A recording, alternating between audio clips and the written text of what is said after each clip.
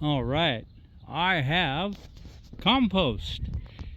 Look at this. Oh, that is some good stuff right there. That is really good compost.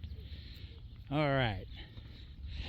Now that compost came from V&T Rock, but it's made by Circle Compost, and they've got a heck of a good reputation.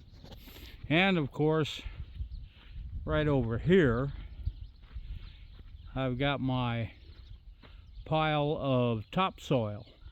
So topsoil with compost means I can grow stuff, and I can get away from